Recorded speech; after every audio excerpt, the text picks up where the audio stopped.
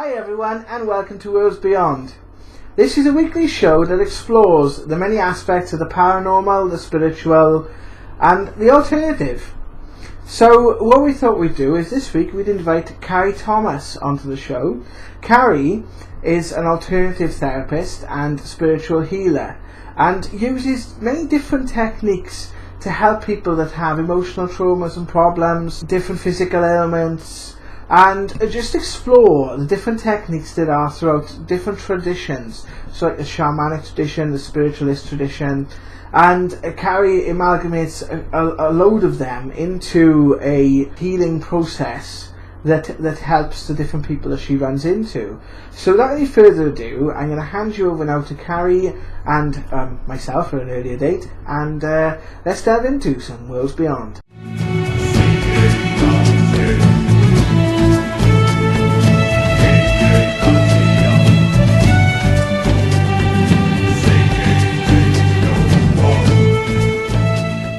So where does this all begin for you? Okay, it started at the local Christian Spiritualist church when I did an ordinary development course, because I wanted to do healing. That's the thing that's interested me for a lot of my life.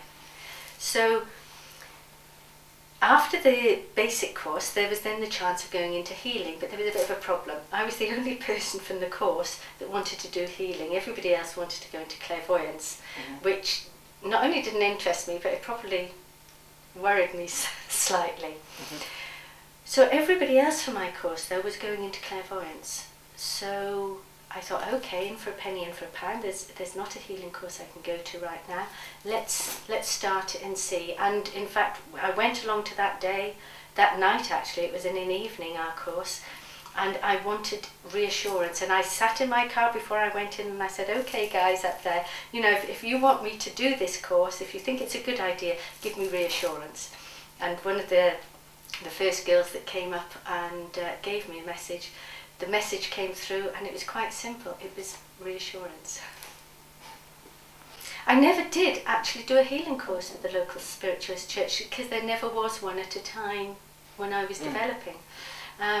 But what I did do then was go into other courses and workshops and things. In particular for me, I was doing a lot of shamanic work at the time with somebody in Swansea. And the workshops there, we learnt different healing modalities through that. But it also helped us to work very closely with our guides. Both, if you like, people guides and animal guides. Animal spirits come very strongly through the shaman tradition. So that really got me being able to visualise, being able to communicate much more effectively. And there were other things going on. Totally outside a spiritual context, I was doing work with the workshops with the Dina Gluberman from her book Life Choices, Life Changes, and that's all lots of different visualisations, but outside really of a direct spiritual context, coming perhaps from the sort of psychiatry side of things. I love the way that everything's meshed and interwoven. People think there's so much divide between it all, but actually when you connect the dots it all kind of fits together. It does. And I'll tell you what perhaps was the final thing. I've told you the 3 things so far. The 4th thing was I did Reiki.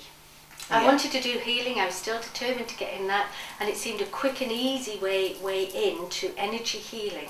So I did the first Reiki weekend, and then you practice on yourself and on family and friends. We had a Reiki share. And there were a couple of things, because with Reiki you start out by scanning their energy body, their aura. So this is the first time I'd done this, and when you think about it, that's what I do mainly now.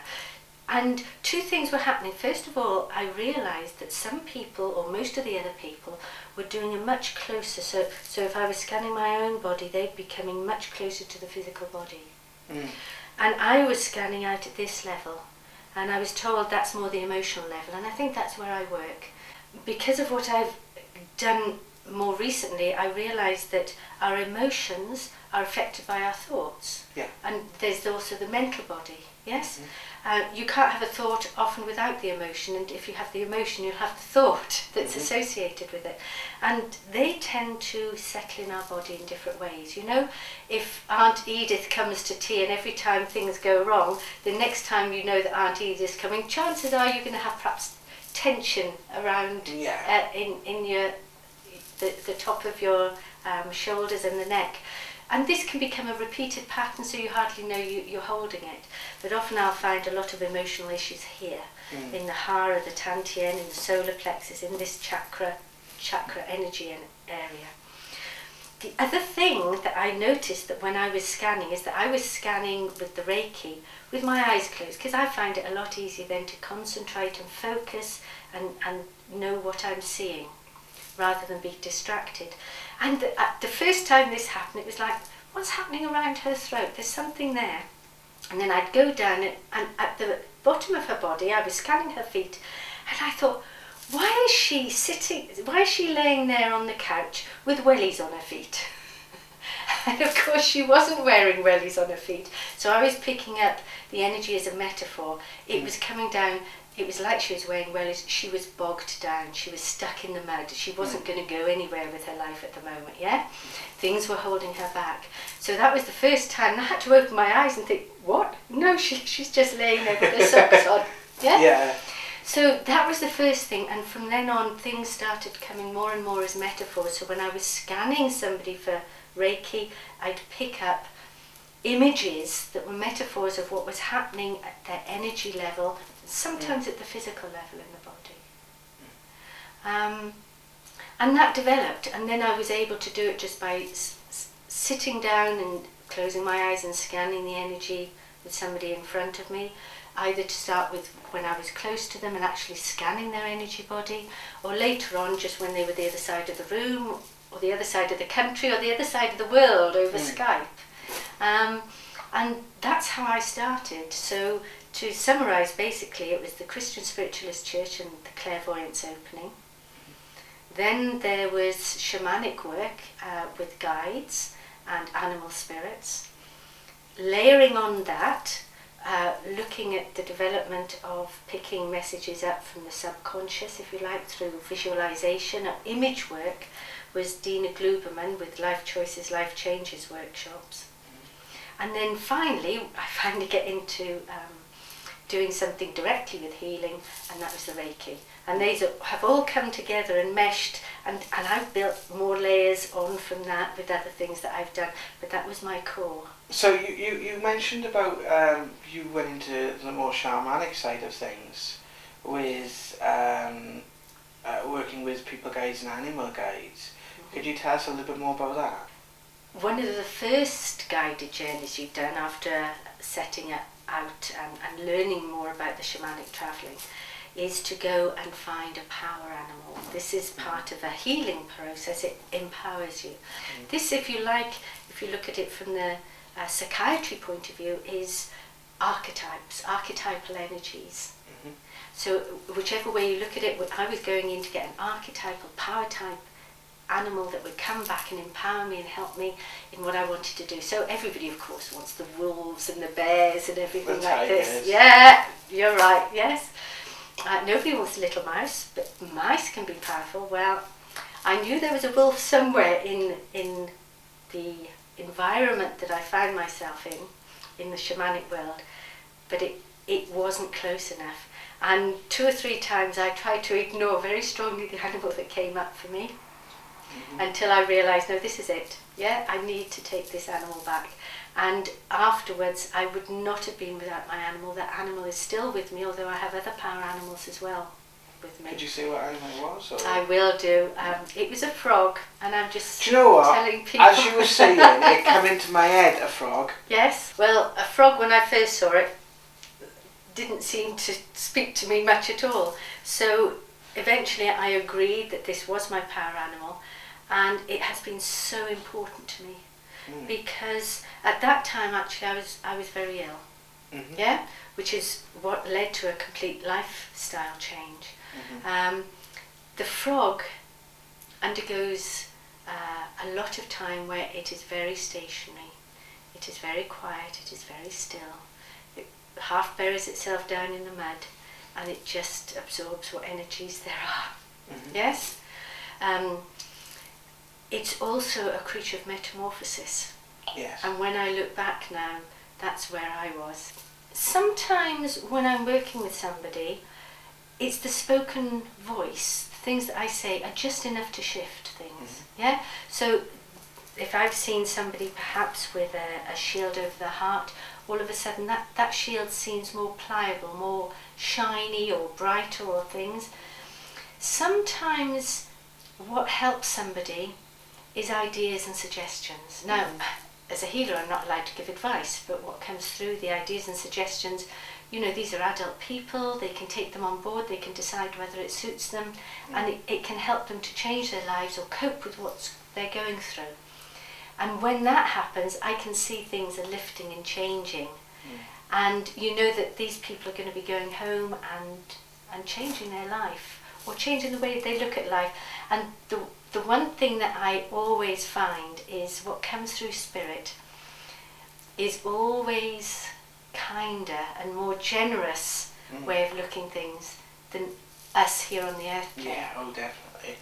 There are times where I may use a few other little things, some of the other things that I do, to help shift things. So I may use a pendulum very simply. Mm-hmm. You can do this if you're scanning somebody's energy body and you find a blockage. Do you see the pendulum on there? Yeah, I think so. Okay. Yeah, you can use a pendulum. Mm-hmm. You can find out where a blockage is, and I can go over that, and I can just ask that pendulum to just keep moving while the blockage is being nudged or moved or rebalanced, and then it comes to a yes for me when it's all sorted. It's very important with dowsing that you actually ask the right question. At least half of the answer is asking the right question, because all too often our questions aren't clear enough. So I may use a pendulum as a tool. I may use sound, some ways of moving blockages.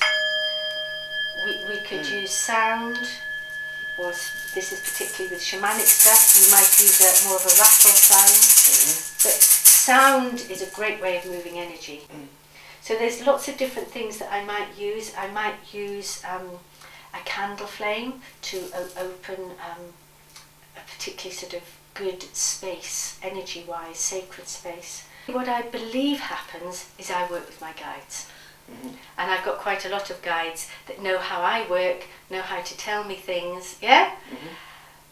And the person in front of me has got their guides. Yeah. They've got perhaps their loved ones as well that have passed on.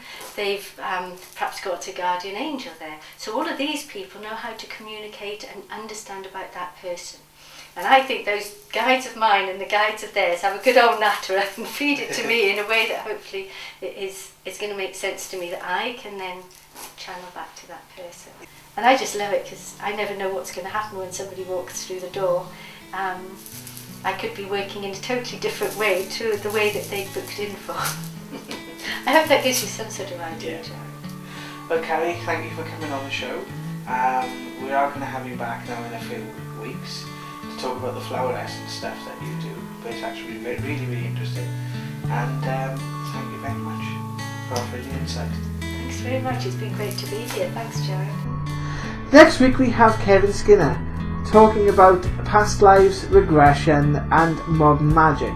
I hope you'll join me. If you like this show, then please click the red subscribe button below. And if you have any suggestions of things you'd like to learn about, different topics, different people to talk about, then why don't you post a suggestion on our Facebook page, facebook.com/spiritual worlds. If you'd like to learn more about Carrie, there's more links in the description below. And links also to our website spiritualworlds.co.uk and our new website Spiritual Worldwide, where you can connect with different people offering different services in your area, find out what events are happening and browse our growing selection of articles. The site is in a beta phase at the moment and will be growing until its official launch on March the 1st. So that's it for tonight, and thank you very much for joining us for some worlds beyond.